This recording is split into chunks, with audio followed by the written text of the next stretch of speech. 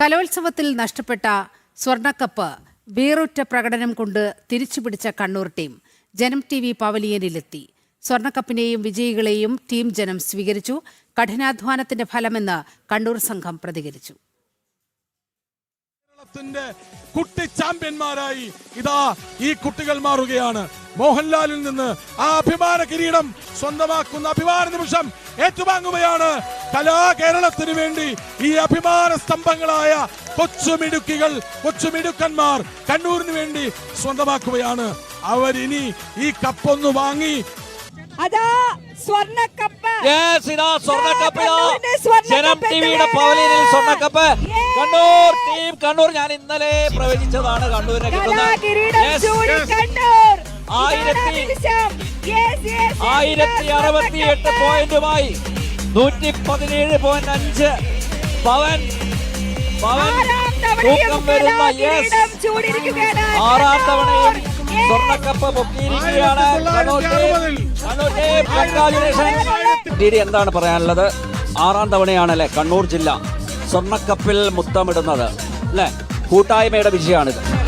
തീർച്ചയായിട്ടും ഒരു കൂട്ടായ്മയുടെ വിജയം തന്നെയാണ്. നമ്മൾ എല്ലാ കുട്ടികൾ തൊട്ട് നമ്മളെ DD ഓഫീസ് വരെ ഉള്ള എല്ലാ തലങ്ങളും ഒറ്റക്കെട്ടായി നിന്ന് കണ്ണൂരിന്റെ കപ്പ് വാങ്ങുമെന്നുള്ള ആ ഒരു ദൃഢനിശ്ചയത്തോടു കൂടി വന്നു. തുടക്കം മുതൽ തന്നെ നമ്മൾ ഒരു ഇഞ്ച് പോലും പിന്നോട്ട് പോയില്ല. എല്ലാ ദിവസവും പരിപാടി അവസാനിക്കുമ്പോൾ കണ്ണൂർ ഒന്നാമതായിരുന്നു. ടീച്ചറെ, കഴിഞ്ഞ വർഷം ഒറ്റ പോയിന്റിനാണ് പോയത്. ഇപ്രാവശ്യം തൃശ്ശൂരിന്റെ തട്ടകത്തിലെത്തി ആ സ്വർണ്ണ കിരീടം അങ്ങ് സ്വന്തമാക്കി 5 പോയിന്റ് മികവിലാണ് നമ്മൾ ഇത്തവണ. വ്യക്തമായി ഒന്നിനെ കൊണ്ടുപോയി നമ്മൾ 5 തവണ കൊണ്ടു. ടീച്ചറെ, ഈ ആവേശം ഇന്നലെ ഉണ്ടായതില്ല. കഴിഞ്ഞ 3 ദിവസമായിട്ട് കണ്ണൂരിന് വേണ്ടി വാദിക്കുകയായിരുന്നു. കണ്ണൂര് കപ്പ് കൊണ്ടുപോകുന്നു പറഞ്ഞിരുന്നു. ഞാൻ ആ സമയത്ത് സമ്മതിച്ചിരുന്നില്ല. ഞാനൊരു കണ്ണൂരുകാരനാണ്. അതുകൊണ്ട് ആ പ്രത്യേകം അഭിമാനമുണ്ട്. കുഴപ്പമില്ല.